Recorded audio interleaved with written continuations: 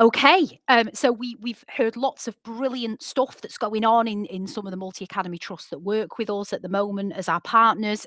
We're about to hear from some more brilliant stuff as well, about, and this time about observing colleagues. Now, we know that that is one of the most impactful ways of developing mental models of what great teaching looks like. And actually, it's just a shame that we don't get to do it more as we become experienced teachers. We do lots of it when we're learning to teach. But with budget cuts, staff absence, recruitment challenges, getting the cover to do that can be really, really difficult. And that is where Iris Connect can help. And Stacey Aisthorpe, who is strategic lead for coaching within the Diverse Association for Professional Learning, it's a big one, this, and Vicky Purdy, who is the assistant principal at Eastleek Academy, are going to be here to share how they have utilised our platform to enable joint practice development through observations. It sounds really, really interesting. So welcome, Stacey and Vicky. Hi everyone. Stacey, your job title is quite something. My goodness me, I nearly ran out of breath by the time I was doing it. Thanks, Hailey. And can I just start by thanking Kate and Layla, because I think their presentations have actually set a real nice foundation for how Vicky and I are going to explain at a multi-academy trust level how we've embedded work with associated partners such as Iris Connect and Allevi Yes. to empower our staff and move forward. So I'm that's tied in excited to nicely there. hear. I'm excited to Super. hear about it. I'm going to leave you both to it. Thank you. Thanks. Okay, thanks everybody. I'm Stacey, and my colleague Vicky will come in later on this evening as we just delve into two case studies around how the Diverse Academies Trust has built projects called Joint Practice Development, which enables our colleagues across our 14 academies to share the best practice. And as I've already spoken about earlier, we're using them through the tools of Iris Connect and our Allevi coaching models. So just a brief overview really around our academy. Our mission, vision and values as Diverse Academies Trust, which consists of 6 primary, 6 secondary and 2 special academies across Nottinghamshire and North Lincolnshire, is the ability for our staff to feel empowered, respect and care. They're our core values. And that sort of underpins everything that our professional development offer encompasses. So what joint practice development actually is an opportunity for us over a 5-year window in our strategic objective to work towards developing a high-performing organisation. And we use the mechanisms of the joint practice development and Iris Connect to share best practice across our trust. And unfortunately, our professional development lead, which is Jamie Tegardine, he can't make it tonight, but we have worked with Jamie to share 2 real success stories around how our trust, which is so large, has been able to come together and share the best practice, which then ultimately should hopefully secure the best outcomes for our students and staff moving forward, in ensuring we try and sustain and develop a high-performing organisation. So really tonight, what we would like to get across is what we're trying to achieve. So Diverse Academies Trust is committed to professionally developing all of our colleagues, regardless of role across our organisation. We feel very strongly that whatever their role is across our academies, that they have a place to play in ensuring that we can secure the best outcomes for our students. So our commitment to professional development through so many different avenues, and you've heard already tonight how coaching can build into that, and the use of the Iris Connect platform are 2 key mechanisms of how we can start to move our colleagues forward and drive them forward. And it's the exposure to that key practice that is one of my sort of roles as coaching lead across the trust. How do we use these mechanisms to ensure that our colleagues are having the exposure within our trust, that we're sharing that and we're improving the quality of education? And coaching has been a key work stream over the last 18 months and moving forward over the next sort of 5 years to develop this coaching culture. So we're really in our infancy stage at the moment. There are several different ways, and the rationale behind joint practice development is to allow us to collaborate and learn from one another across our academies, across the different stages, to share the good practice and find key findings that the projects that have been going on across our organisation. And the Iris is a great platform for that. And Vicky will come in later and talk about that. But more really is about how do we inspire our colleagues to engage in their professional learning. And what you'll sort of see on our slide there is that in the middle, at the heart of this, is the Diverse Academies Trust moral commitment to growing all, growing everybody through the engagement of coaching and embedding coaching into driving our colleagues forward through growing the quality of education and the real technical areas of their role, and developing and growing our future leaders to ensure that we do raise the standard of our teaching and learning across Diverse Academies Trust. But as Layla alluded to at Windsor, very similar, we're aligning our CPD with our trust, but also giving the autonomy to the individual academies to ensure that it's contextualised to their setting, because they're all, as our multi-academy trust says, we're diverse, so every setting is different, and our roles as leaders across that trust is to ensure that we empower staff to make sure that they find joint practice development purposeful. Joint practice development was set up by Diverse Academies Trust just prior to COVID, about 3 or 4 years ago now. And the real bespoke part of joint practice development is the encouraging of colleagues to come together to work on an area of their teaching and learning that they want to drive forward, and use models of best practice, whether that's the walkthrough materials or the Iris Connect videos, to really reflect and drive the conversations, coaching conversations forward, so that staff are taking ownership for their own professional development. So although we have the alignment of trust priorities and individual academy priorities, we really empower staff to take responsibility for their own professional development through an area of which is of their own ownership, and also inspirational, and for them to want to take that forward rather than it being a top-down, done-to model. So there are so many different things that are happening at Diverse Academies of Trust for joint practice development. One of them, which I'm not going to spend a lot of time on tonight, is something called Immersion Days, where we invite our leaders to immerse themselves in a different academy for the day, and to take away something from either, if it's a secondary, they'll spend the day within their subject. We invite subject leads from 3 of the 6 academies, so they break into small triads and they immerse themselves into 2 of the 3 academies, because obviously they have a host academy as well. They spend the day reflecting, working with others to see how their subject looks like in another academy, and then they decide what their key takeaway is, and then they work with the others in the triad for areas moving forward for the next time of their visit. And this year we're starting to add in the coaching element there. Once you've immersed yourself into one of the other academies, what are you learning? What are you taking away? How is that impacting back in your setting? And really sort of pushing the ownership of developing subject leads into what does that look like for your faculty. And this year it's happened in secondary, and in the future we're hoping to sort of allow the primary clusters to come together.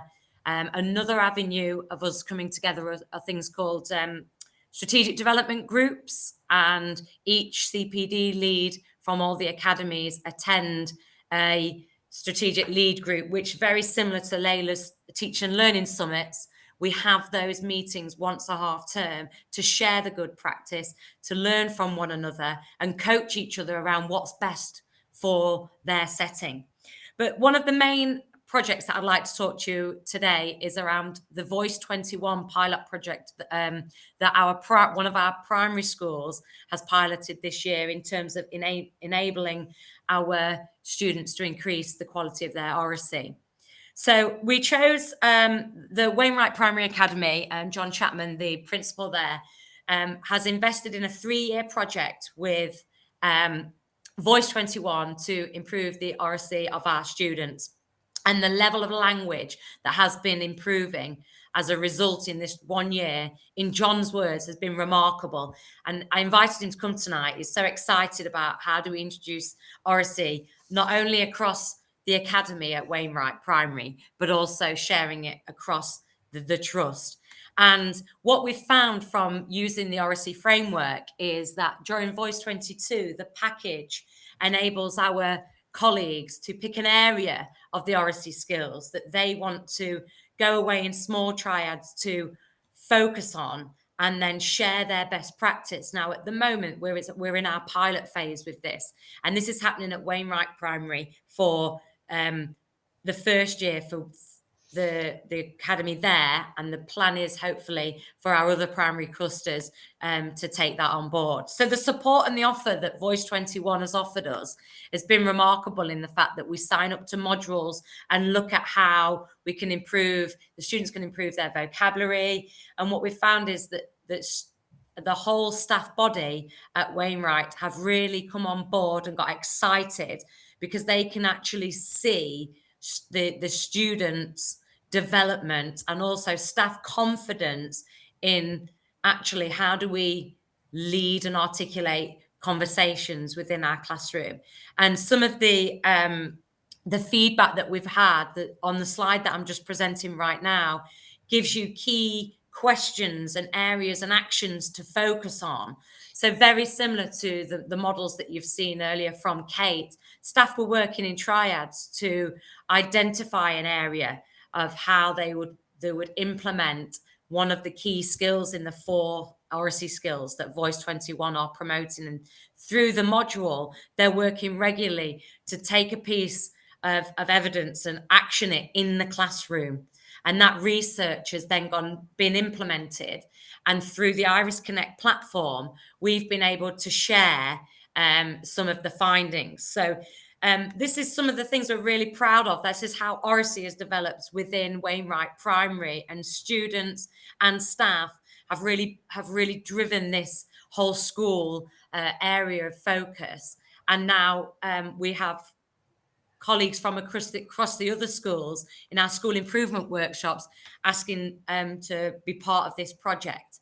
And for us, at a multi-academy trust level, our next steps is how do we showcase what's the good practice that's happening here at Wainwright, and how do we share moving forward so that all our academies can really develop in terms of improving the colleagues' confidence in teaching oracy, and also the students' level of language within there. And so our next steps is to use the Iris Connect platform. As you can see, we've got an Iris group set up, and we've got colleagues contributing when they've implemented the strategy, to now the next nudge is to reflect on there.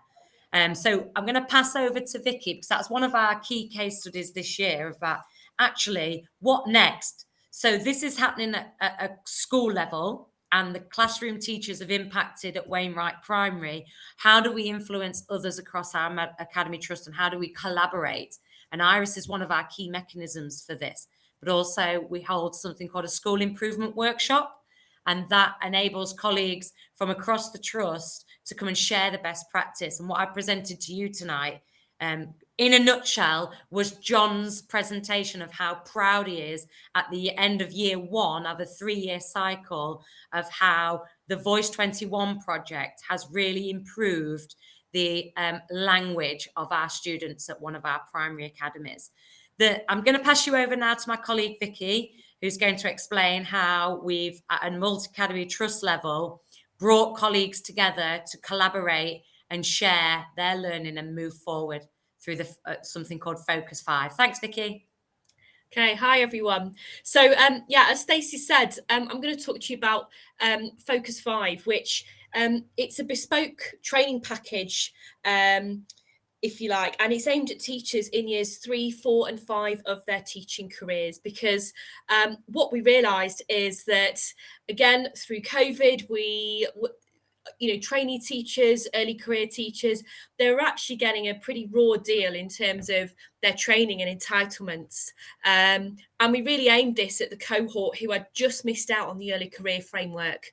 And And actually, it's something that we're looking to take forward, because actually we believe that it's really helping our colleagues to deepen their thinking in terms of technical teaching and learning skills, also things in terms of their subject knowledge, and actually how to effectively engage in professional development.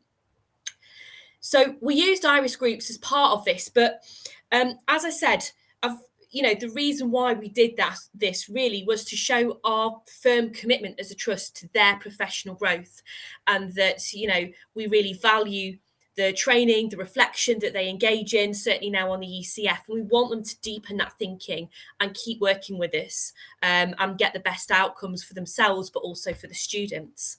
So I've put obviously the rationale on the slide that you can see there, but essentially what we came up with were 3 sessions.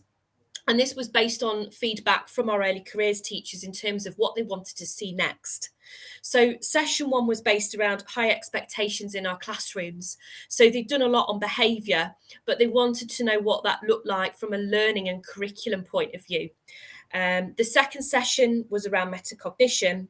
And the third session was about building up your leadership portfolio. So how could you get that tangible impact for moving key ideas forward within your particular area, and also thinking about those teachers in year 5 who might be thinking about the upper pay scale, and again, what sort of things should they start to bring into their practice to really ensure that they're ready to pass that threshold.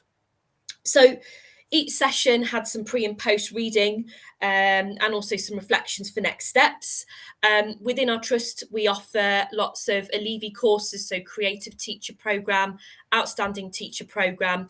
And we felt that just by the nature of the fact that the Allevi programme, so much of the content comes from the delegates, we felt that the Focus 5 would actually sit along really nicely, because it's about engaging with the research, what it says, and having that chance to collaborate and discuss, which I'll show you how we did that.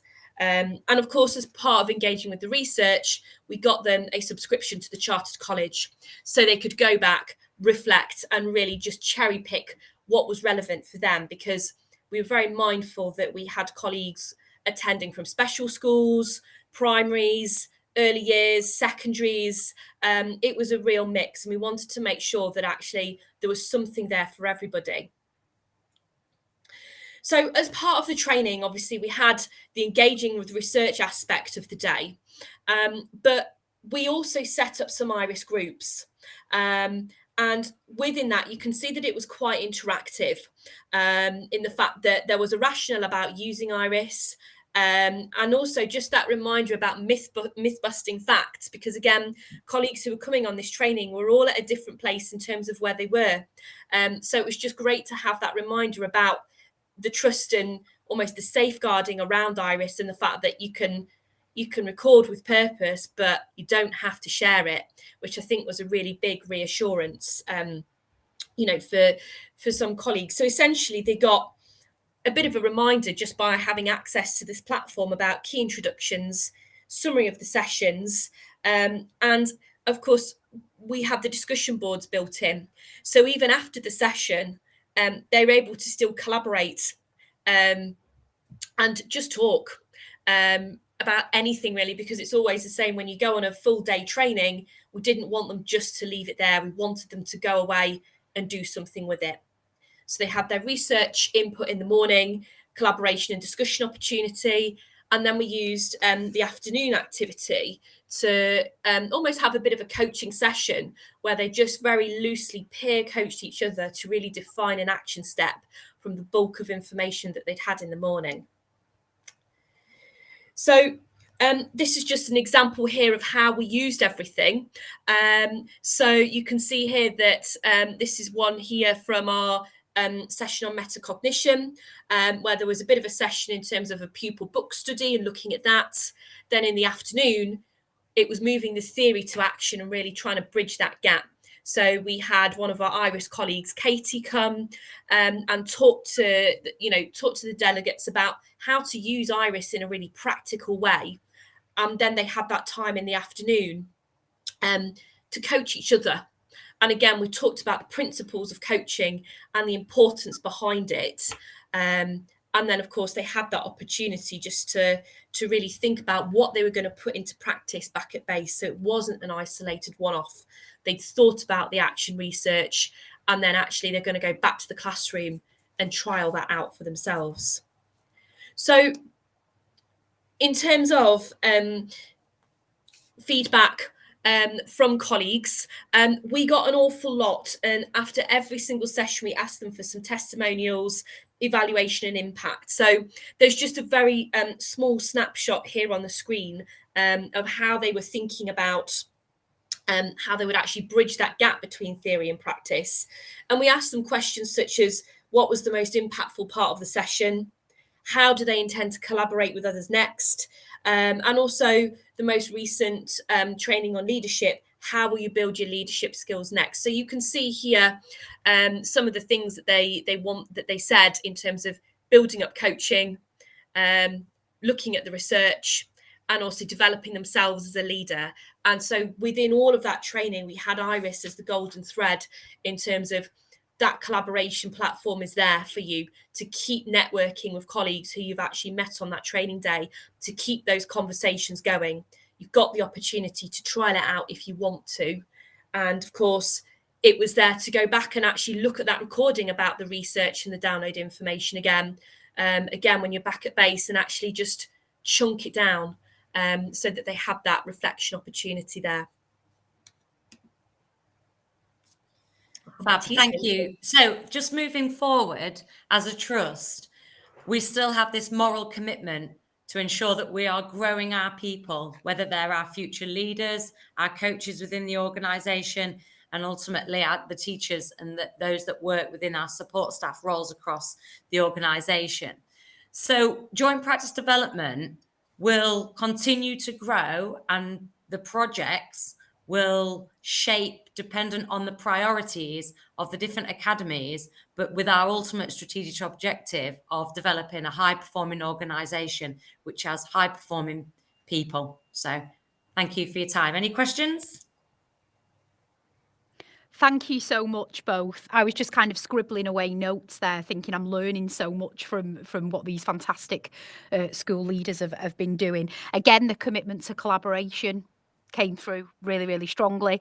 I think, that the people who tend to choose kind of Iris Connect to work with them on their PD needs have that commitment to collaboration, because it's at the bones of what we do as well. And that autonomy, so it's contextual as well, I think is very important, rather than this very top-down model that you were talking about.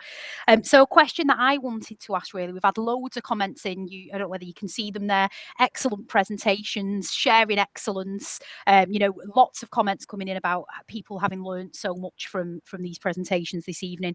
One quick question that I wanted to ask, I'm very conscious of time, is what challenges did you face as kind of PD leads, if you like, in your trust, that Iris Connect has helped you to overcome? I think the logistics of traveling around the myth that we can't share best practice because we're not in each other's classrooms day to day. So we have academies across Nottinghamshire. We've got another one in Lincolnshire. And what the platform has allowed us to do is take away that time element of traveling to other schools to be live. You can have the element of being live within the classroom as well. But a click of a button, Vicky, who's 45 miles away from me, can share something. And that was, Iris has really helped us overcome those blockers that really would be a barrier because of the investment of time that staff used to sort of complain around. Staff at our organisation buy into wanting to grow and develop. Yes. But you're quite right there, Hailey, that the investment of time and transport was always a blocker of releasing staff to go and share and collaborate. So we found that the Iris Connect platform has really helped us to ensure that can be reduced. Yeah, no, absolutely. And I think, you know, in the times that we're currently working in, we're in a sort of retention and recruitment crisis, really. We all need that helping hand, don't we, to enable Absolutely. those things to happen. Thank you, Vicky and Stacey, again, so much for giving up your time this evening. It's been really appreciated. And I know that all of the people who have tuned in this evening and watch it later on our live stream will really benefit from your expertise and your experience. So thanks again. You're welcome. Thank you. Thank you, everybody.